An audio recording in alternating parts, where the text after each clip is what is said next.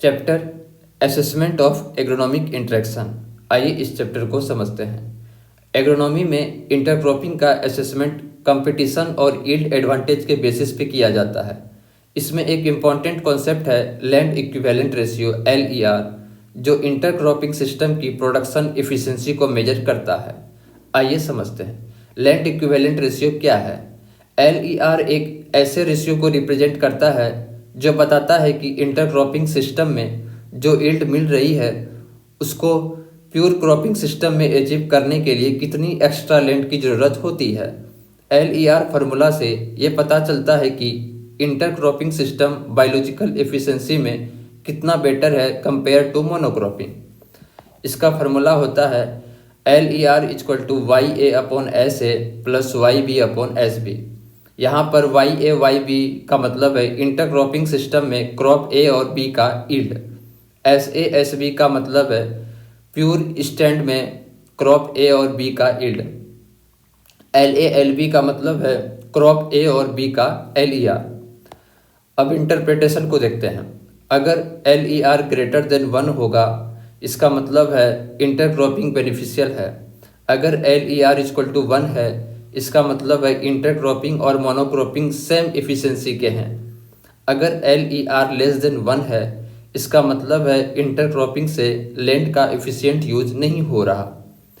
जैसे मान लो कि एक फार्मर मेज प्लस पिजन पी इंटरक्रॉपिंग करता है और यील्ड डाटा कुछ इस तरह है, जैसे प्योर मेज यील्ड यानी कि ऐसे equal to 4 ton per hectare, pure pigeon pea SB equal to 2 ton per hectare, intercropping maize यानी कि YA equal to 2.8 ton per hectare, intercropping pigeon pea yield यानी कि YB equal to 1.2 ton per hectare. तो इसका LER calculation के लिए 2.8/4 plus 1.2/2 तो इसका होगा 1.30।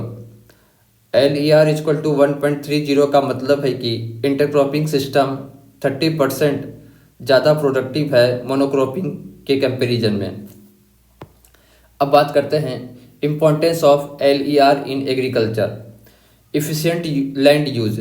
LER ज़्यादा होने का मतलब है कि सेम लैंड एरिया से बेटर प्रोडक्शन मिल रही है। Yield stability. ड्राउट या पेस्ट अटैक के सिचुएशन में मल्टीपल क्रॉप्स का होना रिस्क को कम करता है। Soil health.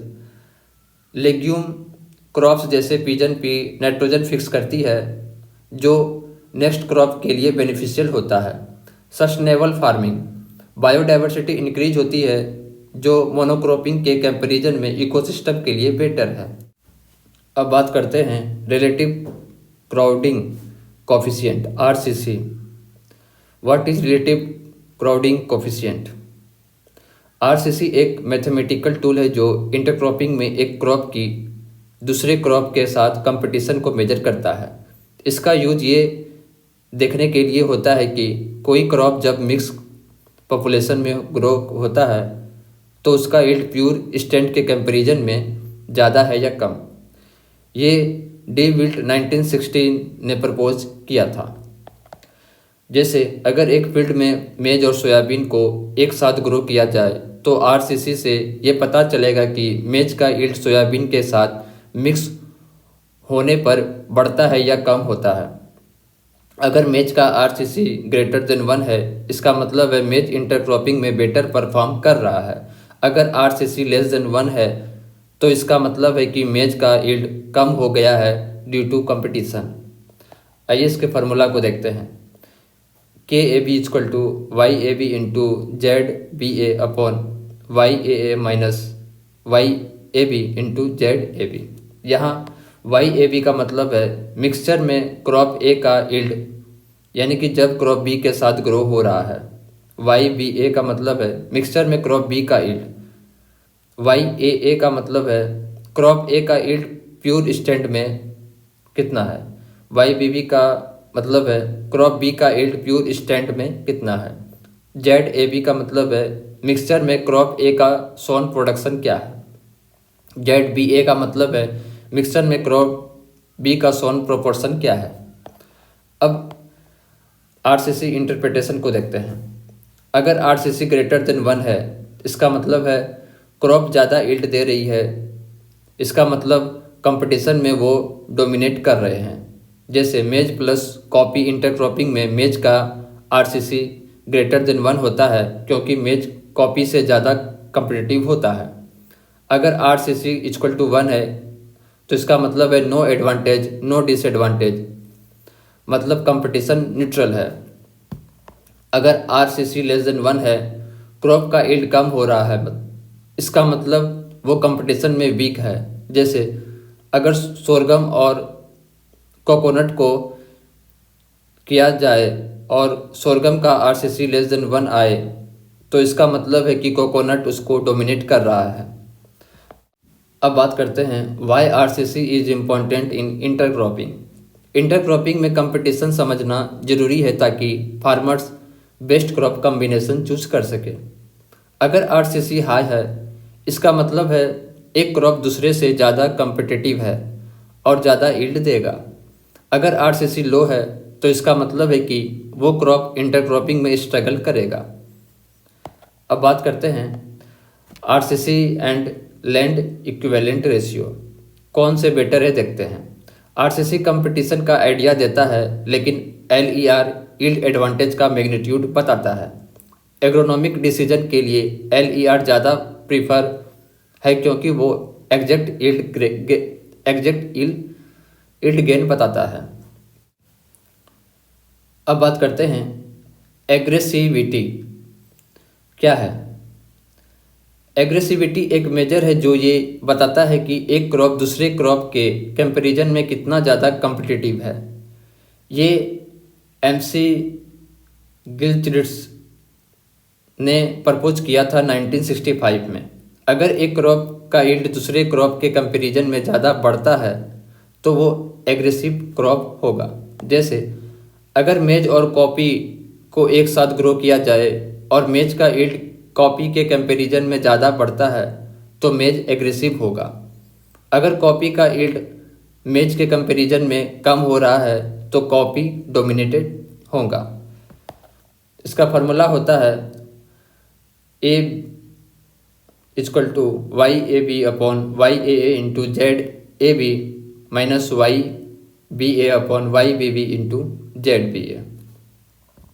यहाँ वाई ए बी का मतलब है मिक्सचर में क्रॉप ए का यील्ड, वाई बी ए का मतलब है मिक्सचर में क्रॉप बी का यील्ड, वाई ए का मतलब है क्रॉप ए का यील्ड प्योर स्टैंड में, वाई बी बी का मतलब है क्रॉप बी का यील्ड प्योर स्टैंड में, जेड ए बी का मतलब है मिक्सचर में क्रॉप ए का सोन प्रोपोर्शन, जेड बी ए का मतलब है मिक्सचर में क्रॉप बी का सोन प्रोपोर्शन। अब बात करते हैं एग्रेसिविटी इंटरप्रिटेशन। जैसे अगर ए बी इक्वल टू 0 है, मतलब दोनों क्रॉप इक्वल कंपटीशन करते हैं, कम्पिटिटिव हैं। अगर A B is greater than 1 है, इसका मतलब है क्रॉप ए एग्रेसिव है और क्रॉप बी डोमिनेटेड है।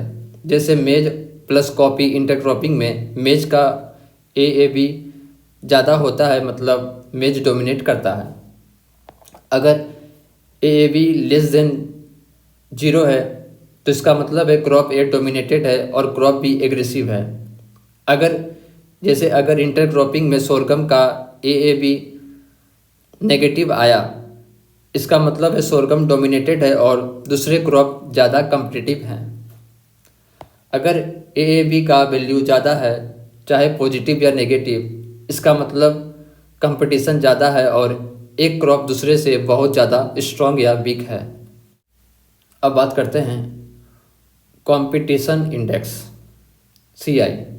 कंपटीशन इंडेक्स एक टूल है जो बताता है कि एक क्रॉप का यील्ड इंटरक्रॉपिंग में उसके प्योर स्टैंड यील्ड के कंपैरिजन में कैसा है। डोनाल्ड ने इसको प्रपोज किया था 1963 में। अगर एक क्रॉप का यील्ड इंटरक्रॉपिंग में उसके प्योर स्टैंड के कंपैरिजन में कम हो जाए तो वो नेगेटिव कंपटीशन दिखाता है। अगर इंटरक्रॉपिंग में यील्ड बढ़ता है तो इसका मतलब दोनों क्रॉप एक दूसरे के साथ कंपेटेबल है। आइए इसके फार्मूला को देखते हैं। Competition index formula equal to Y A minus Y A B into Y B B minus Y B A upon YAA इंटू YAB। यहाँ YAA का मतलब है क्रॉप ए का यील्ड प्योर स्टैंड में, YAB का मतलब है मिक्सचर में क्रॉप AB का यील्ड, ए का यील्ड, YBB का मतलब है क्रॉप बी का यील्ड प्योर स्टैंड में, YBA का मतलब है मिक्सचर में क्रॉप बी का यील्ड। अब चलिए समझते हैं इंटरप्रिटेशन को। अगर CI ग्रेटर देन 1 होगा तो इंटरक्रॉपिंग में पॉजिटिव बेनिफिट्स हो रहा है, इसका मतलब एक क्रॉप दूसरे क्रॉप का यील्ड इम्प्रूव कर रहा है। जैसे अगर मेज प्लस पिजन पी इंटरक्रॉपिंग में CI ग्रेटर देन 1 आया, इसका मतलब दोनों क्रॉप एक दूसरे के साथ अच्छा परफॉर्म कर रहे हैं। अगर CI इक्वल टू 1 तो नो इफेक्ट, यानी कि इंटरक्रॉपिंग का कोई पॉजिटिव या नेगेटिव इम्पैक्ट नहीं होगा। अगर CI लेस देन 1 मतलब इंटरक्रॉपिंग हार्मफुल है क्योंकि कंपटीशन ज़्यादा है और यील्ड रिड्यूस हो रहा है। जैसे अगर राइस प्लस सोरगम इंटरक्रॉपिंग में CI लेस देन 1 आए, इसका मतलब है कि दोनों क्रॉप एक दूसरे के साथ कंपैटिबल नहीं हैं। अब समझते हैं why aggressivity and competitive index are important. Crop combination का बेस्ट एनालिसिस करने के लिए ज़रूरी है। अगर एक क्रॉप दूसरे को डोमिनेट करेगा तो यील्ड लॉस होगा, तो फार्मिंग डिसीजन में RCC, LER और CI का यूज इम्पॉर्टेंट है। कंपटीशन इंडेक्स से फार्मर को ये समझने में मदद मिलती है कि किस क्रॉप को किसके साथ ग्रो करना चाहिए ताकि ज़्यादा यील्ड मिले। अब बात करते हैं competition ratio CR। Competition ratio एक मेजर है जो बताता है कि एक क्रॉप दूसरे क्रॉप के कंपैरिजन में कितना कम्पिटिटिव है। विल्ले और राव ने इसको प्रपोज किया था 1980 में। ये लैंड इक्विवेलेंट रेशियो का इम्प्रूव फॉर्म है जो सोन प्रोपोर्शन का भी ध्यान रखता है। इसका फॉर्मूला है CR equal to LER upon LERB into ZBA upon ZBAB। यहाँ LERA का मतलब है क्रॉप ए का लैंड इक्विवेलेंट रेशियो, LERB का मतलब है क्रॉप बी का लैंड इक्विवेलेंट रेशियो, ZAB का मतलब है मिक्सचर में क्रॉप ए का सोन प्रोपोर्शन, ZBA का मतलब है मिक्सचर में क्रॉप बी का सोन प्रोपोर्शन। आइए इसके इंटरप्रिटेशन को देखते हैं। अगर CR ग्रेटर देन 1 होगा मतलब क्रॉप ए ज़्यादा कम्पिटिटिव है क्रॉप बी से। जैसे अगर मेज प्लस कॉपी इंटरक्रॉपिंग में CR ग्रेटर देन 1 आए, इसका मतलब है मेज डोमिनेट कर रहा है। अगर CR इक्वल टू 1 मतलब दोनों क्रॉप का कंपटीशन इक्वल है। अगर CR लेस देन 1 मतलब क्रॉप बी डोमिनेट कर रहा है और क्रॉप ए वीक है। CR एक तरह का रिलेटिव मेजर है जो ये बताता है कि एक क्रॉप दूसरे से कितने स्ट्रॉन्ग या वीक है, considering LER and sown proportion. अब बात करते हैं competition coefficient CC। Competition coefficient एक और मेजर है जो बताता है कि एक क्रॉप का क्राउडिंग कोएफिशिएंट मिक्सचर में कितना कंट्रीब्यूट कर रहा है। ये बताता है कि एक क्रॉप का कितना शेयर है टोटल कंपटीशन में। इसका use best yield combination find करने के लिए होता है। आइए इसके फार्मूला को देखते हैं। CCA equal to RCCA upon total RCC of all crop in mixture. यहाँ RCCA का मतलब है क्रॉप ए का relative crowding coefficient, total RCC का मतलब है मिक्सचर में सभी क्रॉप का टोटल RCC।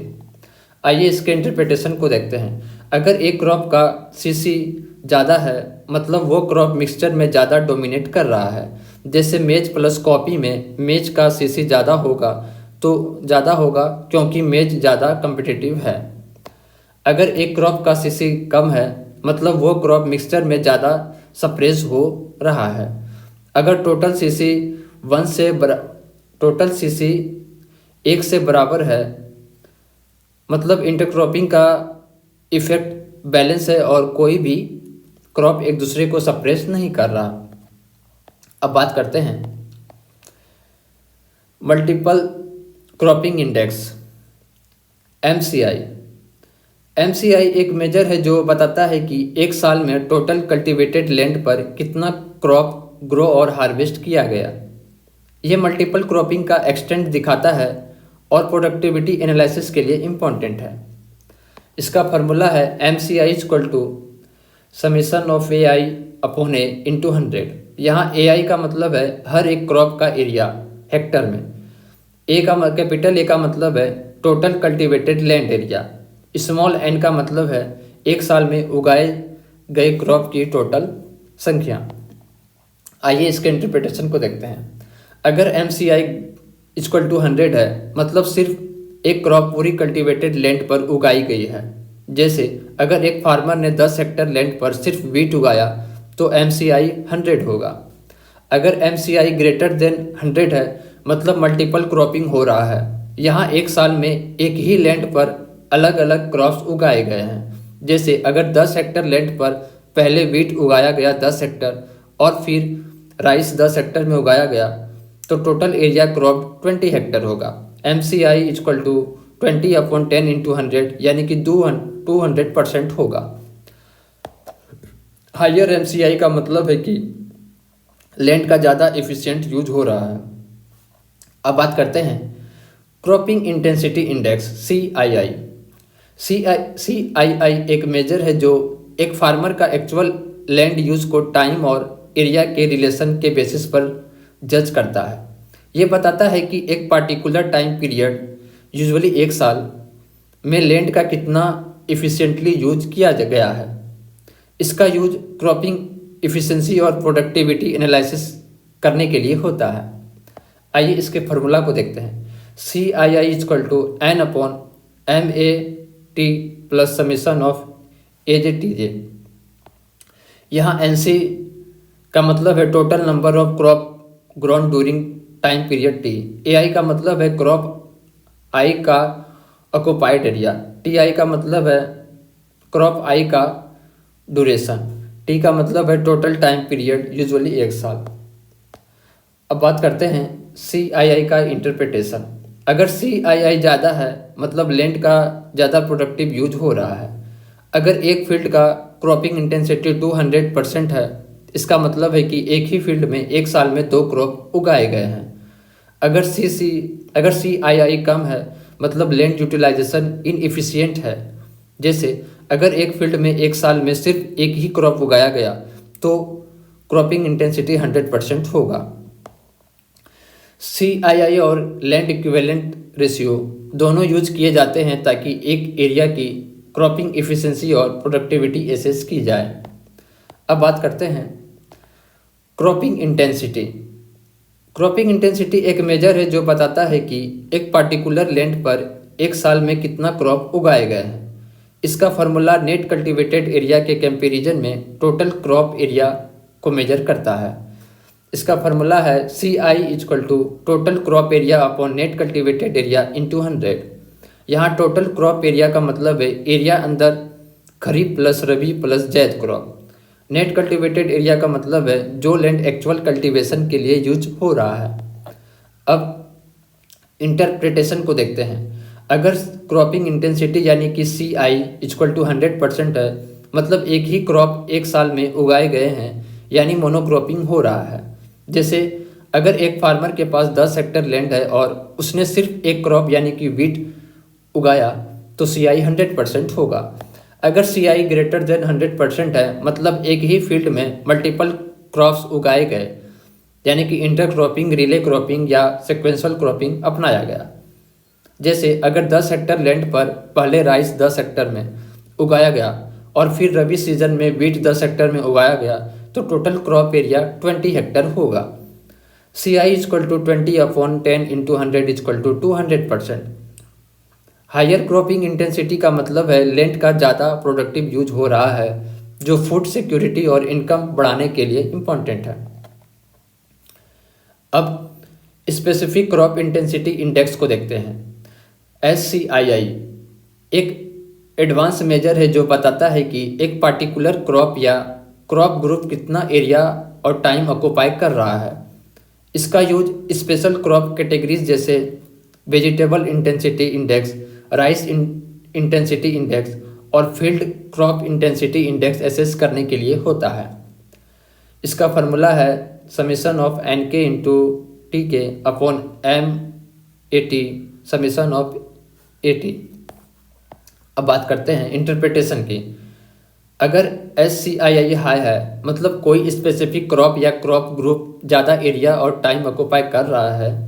जैसे अगर किसी एरिया में राइस क्रॉपिंग का SCII हाई है, इसका मतलब है कि वहाँ राइस प्रोडक्शन ज़्यादा हो रहा है। अगर SCII लो है मतलब उस क्रॉप का लैंड यूज या क्रॉपिंग इंटेंसिटी कम है। जैसे अगर किसी एरिया में पल्सेस का SCII लो है, इसका मतलब है कि पल्सेस क्रॉपिंग इंटेंसिटी कम है। अब बात करते हैं relative cropping intensity index RCII। RCII एक एडवांस फॉर्म है क्रॉपिंग इंटेंसिटी इंडेक्स का। ये किसी स्पेसिफिक क्रॉप या क्रॉप ग्रुप का एरिया टाइम एलोकेशन मेजर करता है। जितना भी टोटल क्रॉपिंग एरिया और टाइम अवेलेबल है उसके रिलेटिव से।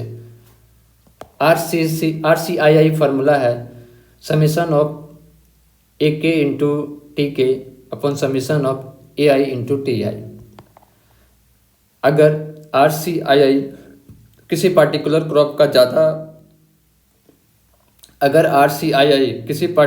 क्रॉप या क्रॉप ग्रुप के लिए ग्रेटर देन 50% हो, मतलब वो क्रॉप डोमिनेट है और उस क्रॉप का एरिया टाइम एलोकेशन ज़्यादा है। जैसे अगर एक फार्मर की क्रॉपिंग पैटर्न में 50% या उससे ज़्यादा वेजिटेबल्स का शेयर है तो उसे वेजिटेबल्स ग्रोवर माना जाएगा। अब बात करते हैं cultivated land utilization index CLUI। ये बताता है कि एक साल में एक पार्टिकुलर लैंड कितना एफिशिएंटली यूज किया गया। इसका कैलकुलेशन क्रॉप ड्यूरेशन और एरिया के बेसिस पर होता है। इसका फार्मूला है summation of A into T upon AO into 365। अगर CLUI 100% है तो इसका मतलब है लैंड पूरा साल एफिशिएंटली यूटिलाइज हो रहा है। अगर CLUI लेस देन 100% है तो इसका मतलब है लैंड का कुछ पार्ट अंडर यूटिलाइज है। जैसे अगर एक फील्ड में राइस यानी कि 120 दिन के लिए है और वीट 150 दिन ग्रो हो रहा है तो total land utilization time 120 plus 150 equal to 270 days है। अगर ये ईल्ड एक साल में सिर्फ 200 दिन यूटिलाइज हो रहा है तो CLUI लो होगा। CLUI हाई होने का मतलब है कि लैंड का एफिशिएंट यूज हो रहा है जो सस्टेनेबल फार्मिंग के लिए ज़रूरी है। अब बात करते हैं डाइवर्सिटी इंडेक्स। डाइवर्सिटी इंडेक्स एक मेजर है जो बताता है कि एक फार्म में कितने डिफरेंट टाइप्स के क्रॉप या फार्म प्रोडक्ट ग्रो हो रहे हैं। ये इंडेक्स फार्म की इकोनॉमिक स्टेबिलिटी और रिस्क मैनेजमेंट के लिए इम्पॉर्टेंट है। इसका फार्मूला है 1 अपॉन समेशन ऑफ SI। यहाँ SI का मतलब है किसी स्पेसिफिक क्रॉप या इंटरप्राइज का शेयर इन ग्रॉस रेवेन्यू। अगर डाइवर्सिटी इंडेक्स हाई है मतलब फार्मर डाइवर्सिफाइड क्रॉप उगा रहे हैं जो मार्केट रिस्क और क्लाइमेट रिस्क को रिड्यूस करता है। अगर डाइवर्सिटी इंडेक्स लो है इसका मतलब है फार्मर सिर्फ एक या दो मेजर क्रॉप पर डिपेंडेंट है जो रिस्क बढ़ाता है। अब बात करते हैं rotational intensity RI। Rotational intensity एक मेजर है जो बताता है कि एक पार्टिकुलर फील्ड में एक रोटेशन पीरियड में कितने क्रॉप उगाए गए हैं। अगर एक फील्ड में ज़्यादा क्रॉप उगाए जा रहे हैं तो RI हाई होगा जो लैंड यूज एफिशिएंसी को इम्प्रूव करता है। अगर कम क्रॉप है तो RI लो होगा जो लैंड यूज एफिशिएंसी को कम दिखाता है। इसका फार्मूला है RI equal to total crop grown in rotation period upon year of rotation into 100। यहाँ total crop grown in rotation period equal to एक रोटेशन में जितना क्रॉप उगाया गया। ईयर ऑफ रोटेशन का मतलब है पूरा रोटेशन कंप्लीट होने में कितने साल लगे। जैसे एग्जांपल देख लेते हैं, मेज पोटैटो ओनियन एक ईयर में रोटेशन कर रहे हैं तो RI कैलकुलेशन के लिए RI equal to 3 upon 1 into 100 यानी कि 300% होगा। मतलब एक साल में 3 क्रॉप उगाए गए तो लैंड यूज एफिशिएंसी हाई होगा।